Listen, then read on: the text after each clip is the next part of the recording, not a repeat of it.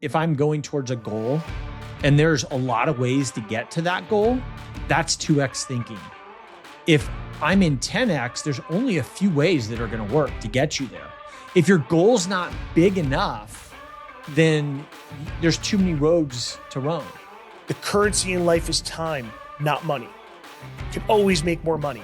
When you start using that filter, everything, that's like putting a pair of the coolest sunglasses on. You look, everything seems different. So when it comes to intentionality, it comes to scaling your business. One of the first principles I would say that somebody needs to embody is you have to know where you want to go. You've got to be clear about that. And if you haven't taken the time to do that work, then that's your first step to scaling.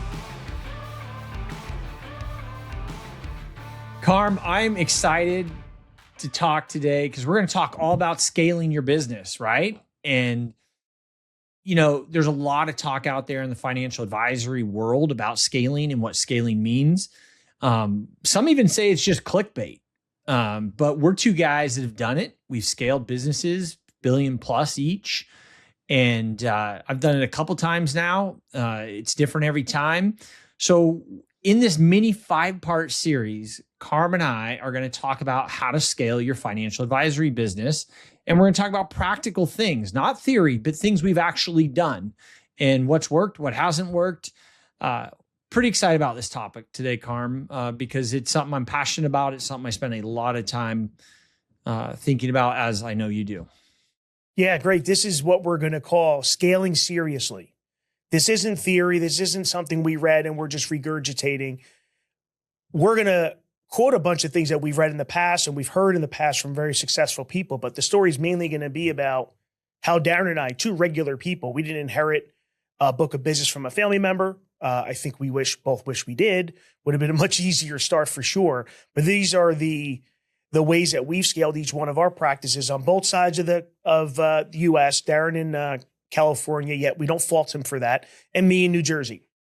We don't fault him for that. So, I was going to say that, but you still do anyway. How come we both live in these states that have like insane taxes? Like, I don't know. What kind of advisors are we? Like, you should be moving to Florida and me to Nevada or something. We do a lot of tax planning for clients, but maybe we do too. Maybe we don't eat our own cooking. Maybe tax plan number one is get out of California, New York, or New Jersey. Maybe that should be step one, but I don't think we're going to solve that today on our podcast. We could try. I mean, the weather sucks in New Jersey, so I don't get it. At least I pay high taxes and it's 70 degrees on February 3rd. Why I think you're undigging snow or something. There's snow where you're at. Believe this morning, now I wake up early. I believe this morning was the first morning I woke up and there were double digits on my Nest thermostat when I left my house. In fact, Sunday morning it was 2. Wow. 2. Just 2. 2 degrees. Not with a 1 after it. No, it was just 2. I told my wife, who loves warm weather, I said, if there's ever a time you can get me to move, it's now. Because we've been in this since December. We've had snowpack here for a week and a half that hasn't even melted yet, which is abnormal for New Jersey. So like praying for we have 33 degrees today. Feels like summer. So you might get me to move to even California at this point. I'm going to work on my tan today. So I don't know what to say to you. Rub it in, pal. Anyway. All right. Well, so let's get serious and talk about scaling. So today we're going to talk about the 10X mindset, and we'll use 10X as like a throwaway. Dan Sullivan, who popularized it. There's a lot of good books to read out there. 10X is easier than 2X, the science of scaling, time is a tool, what got you here won't get you there. Whole list of books you could read to dive deeper into the content we're going to talk about. We're just going to hit the surface level, obviously, in a podcast. We're not going to be able to get too deep into it, but we want to share some practical stuff, right? Because it's hard to apply, understand where to apply. Application is the genius of any learning, right? And so, Carm, if you could outline for us, what is 10X thinking versus 2X thinking? I think it's a good filter. And if you haven't read the books and really give props where they're due, I mean, Dan Sullivan, Dr. Ben Hardy, two absolute geniuses. They wrote a trilogy. Ben has written some other books. Dan have written some other books. I'm in Dan's 10X program as strategic coach. I mean, surrounding yourself with people like this, I mean, the barrier to entry to read a great book is so low. I don't know why most people don't do it, but I highly recommend to buy their trilogy. Is that because you read books? I do a lot. I'm reading a great book I got to talk to you about after we're done here, but 10x thinking. So we got to take the number, almost take the number out of the equation. It's, I won't say it's irrelevant, but it's basically looking at everything, decisions you make, pathways you pursue, money that you invest, time that you invest. Is this something that will help you to scale, which will be your 10x mindset, or to grow, which is your 2x mindset? That's the difference. And if you just want to grow and don't want to scale, then I don't think there's probably not many different things you have to do. But when you're only thinking in a 10x filter, 10x mindset, you're going to quickly realize that, hey, this networking group is really a 2x activity. I'm putting in all this time and I'm getting 1 or 2 clients a year, as an example, where a 10x activity is in our industry, cultivating a number of COI relationships that can scale, that I could get 30, 40 introductions a year. That's the difference in thinking, is that everything should go through that filter. Will this get me to grow, or will this get me to scale? Let me just jump in there for a sec, because I think this is important. Yep. One of the interesting things, like aha moments for me with scaling, is if I'm going towards a goal and there's a lot of ways to get to that goal, that's 2x thinking. If I'm in 10x, there's only a few ways that are going to work to get you there. That's right. If your goal's not big enough, then there's too many roads to roam. But if it's huge, there's only a few things that get you there. 2x mindset is where I was for many years, and you were for many years, and most of the advisors at our firms were at for many years. And it's growth. Like, hey, we're growing to 10%, 12% growth here, 16%. We had a good year. How much did you grow by last year? 36%, I believe. Roughly, right? So 36%. Yeah. You're a firm, you were under $1 billion, you put in somewhere in the tune of 130 million last year. Is that right? More than that. Yeah. I think the metric, when you and I were talking, I think we've grown, if I look in the last 5 years, we've grown over 1,000% in revenue. And same here. Last year, we put on about 140 million in new assets, just in our team. So what we're talking about here is stuff that Carmine and I did last year. We're doing on a regular basis. Our firm is recognized often as one of the fastest growing advisory firms in the country. So one of the key things here is that often 2x thinking is linear, right? It's like, oh, I brought on 50 million next year. I'm going to bring on 52 million this year. And in order to bring on 150 million, you got to blow up. Literally, the things that made you successful to bring in 50 million are the things that will hold you back to bring in 150 million. And I think that's why it's so difficult to do. I'm going to say this. Well, first, I think we should start with intentionality. And really, if you're looking to scale, you need to first define, what are you trying to build? What are you trying to scale? Okay. Are you an operator like Daren and myself that want to bring on advisors, help them grow? Because that's my dopamine release, right? Are you an advisor that your hero is that client that wants to retire early or has a complicated tax problem that you want to solve? Really starting with intentionality and reverse engineering backwards, I think, is really the first step. Define intentionality, because that can be kind of an aloof word. So if I was building a firm to sell, my intentions, or not even in our industry, I'm building this company to sell to a bigger company.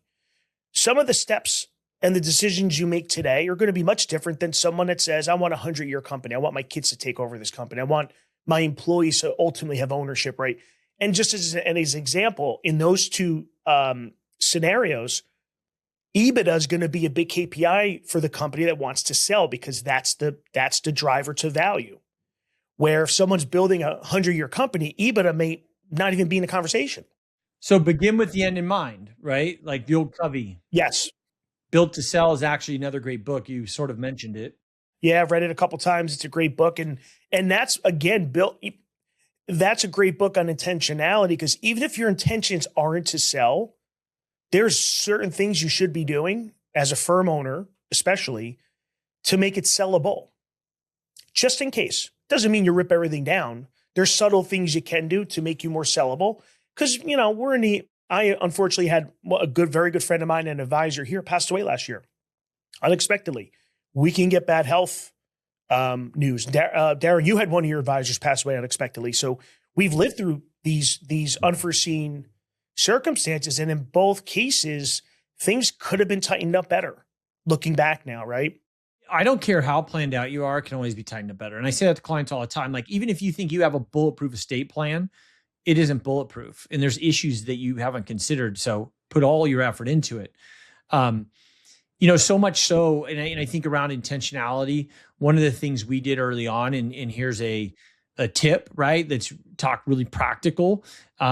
I have talked to a lot of private equity groups over the years, a lot of companies that have wanted to buy us. If you're an advisor, you know that your email is full of people wanting to come buy your business or have you come work for them.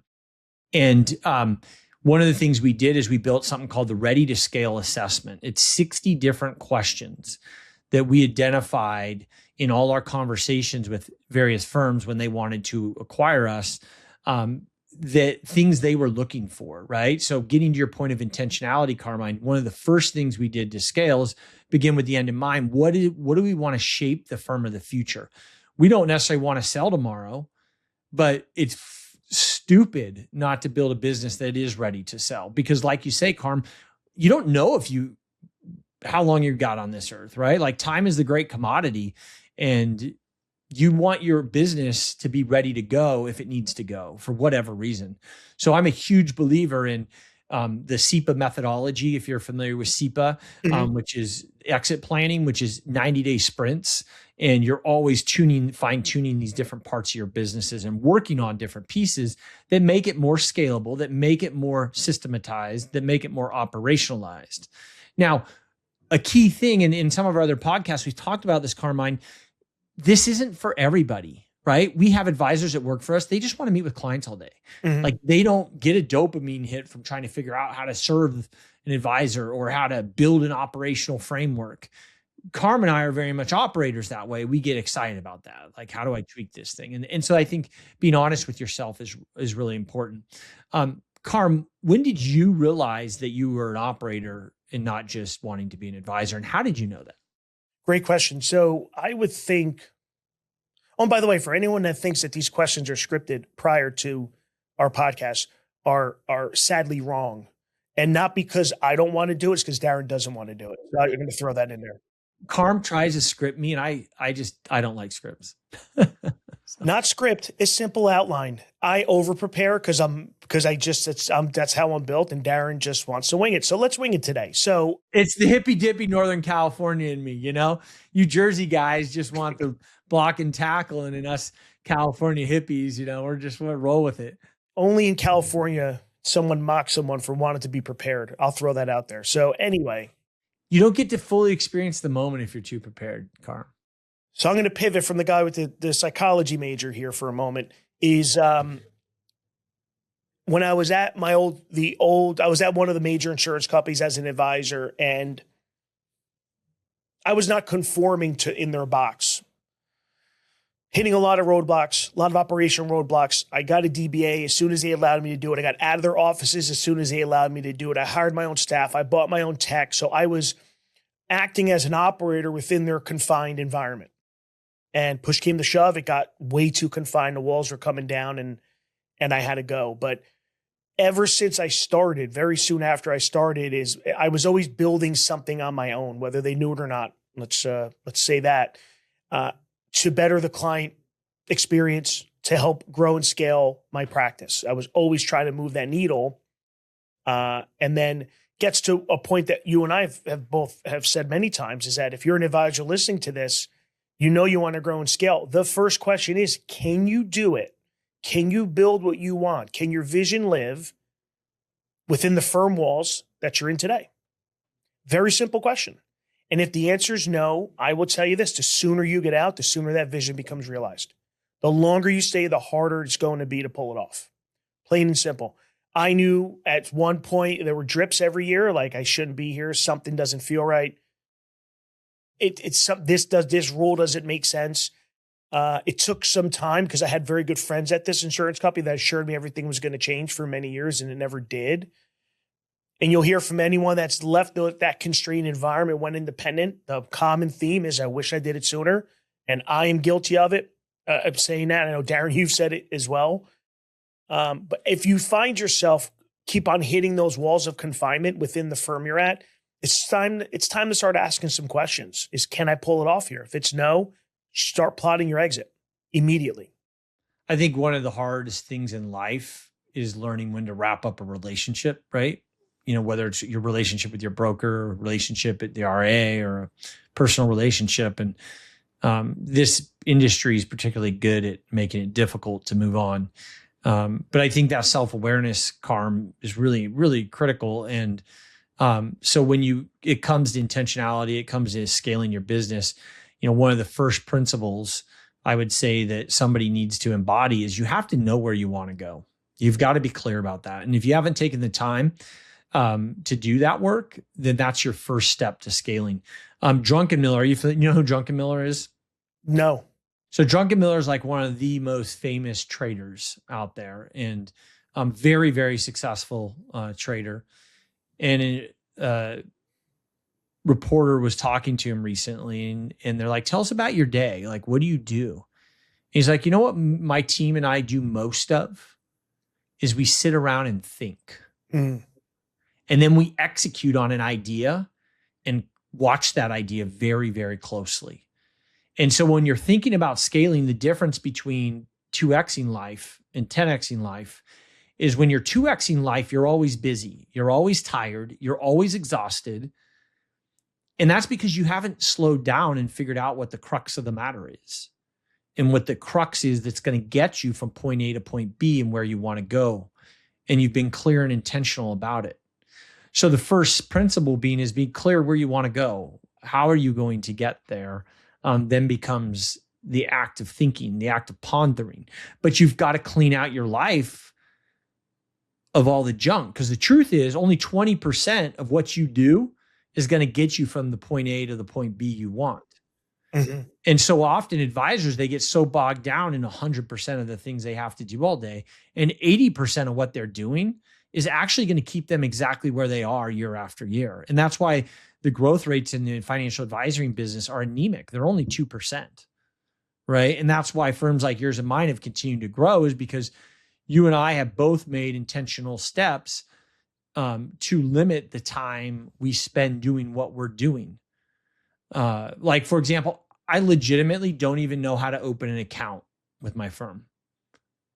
And I've done that on purpose. Like, I have not taught myself how to do a lot of things at my firm because I know, guess what I'm going to do? And I know myself well enough that I'll just dive in and start doing the work. But by not knowing how to do it, I can't do it. So if the first principle is to know where you're going, the second principle is to begin that process of only focusing on the things that matter most. Mm-hmm. Carm, how have you identified the things that have mattered most for you as a firm leader? And how have you delegated? Because you're a master at it. In our mastermind group we're a part of, and a lot of the advisors I know, and you're one of the more proficient people at this principle. For me, it was easier than I would think. Easier than I thought of doing, but it's a simple filter that I use, is that does this activity give me energy or take energy away? Like, that's rule number one. Actually, that's rule number two. I think your rule number one, I think, is important, and that's your values filter. Yeah. So it's whenever I'm tackled with, a new opportunity or something. So I go through, the 6-step process. So the first one is it in line with my core values, right? These are 6 filters I put everything through. And I'm reading it because it's literally in an app that all the team can see. So whenever there's something that comes up, we all this is what I talk through. Second, will it utilize my unique ability? Third, is there a benefit to society? Fourth, does it make sense financially? Fifth, is this a gateway opportunity or just a transaction? And sixth, and most important, if I say yes to this, what am I saying no to? And that, it's a 6-step process, but has never failed me in making very quick decisions on an opportunity or something, a new shiny object or something that we get in front of every day. So for the listeners, repeat that once again so that now everyone has to rewind it. First one, is it in line with my core values? So if someone wants to partner with me on something and it's someone I wouldn't go into business with for a personal reason or integrity reason, obviously it's a hard no. Second, will it utilize my unique ability? Third, is there a benefit to society? Fourth, does it make sense financially? Fifth, is this a gateway opportunity or just a transaction? And seven, and most important, if I say yes to this, what am I saying no to? And this is all about intentionality. Warren Buffett says, he says no to 99% of things that get presented to him, and the 1% are the things that are most important. And I think in the 2X mindset that we were in, more was always the answer. We need more clients.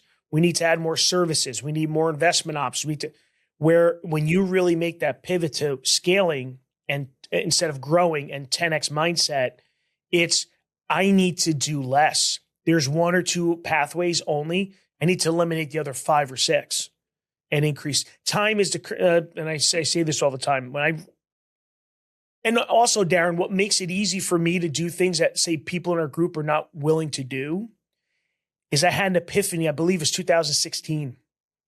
And I realized, and today I know it even stronger, the currency in life is time, not money. You can always make more money. When you start using that filter, everything, that's like putting a pair of the coolest sunglasses on. You look, everything seems different.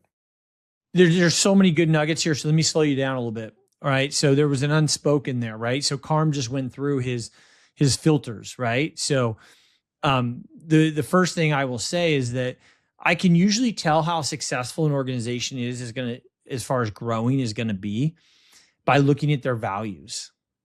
How often do you see values on organizations and they're like, oh, our value is trust and our value is whatever, but there's no life to it. When you see an organization that has values that have life to it, like what Carm said, here's my core values and here's my filters, but there was life to it. Like he's making decisions with those value sets every single day. And that gets to the point that culture is king for scaling. Like your organization needs to be dialed in. I love that one. Is this a transaction or a gateway? Because that's what you're after. Like you're after the gateway that's going to get you from point A to point B, that 10X thinking. He also talked about decision discipline, right? Like that is one of the most important things in Buffett, having decision discipline. We get presented with ideas, with opportunities every day, but how are you disciplining yourself to that decision is so critical. And then the ultimate filter, which I love too, because I use this all the time, is like time is the true commodity. Everything else is junk compared to time. Time is all that matters. And so how we choose and use decision discipline is everything as a leader, because what you choose to focus on a leader, that's what makes the culture. You can't delegate culture. It's impossible to do. No, it's, and there's something also with 10X versus 2X is we are bombarded with information every second. As we're sitting here, I have zero social media presence. No apps are on my phone that I can do any death scrolling. I've never done it, never will, because I just don't want to do it. I know if I have it, I'll do it. So I've ridden myself of that distraction. And attention is energy. So by giving your attention to these things every day, so figure we're like batteries every day. We only have a certain amount of units of energy. And every time you're death scrolling on something, you're giving up units of energy. And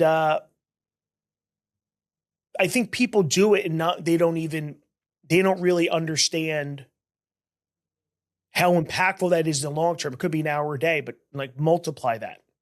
Like that is a, compounding problem, right? That only can get worse unless you have some level of, and to your point, some discipline around just making decisions in time. So if you say yes to death scrolling for an hour and a half, you may say no to that workout you wanted to do that day.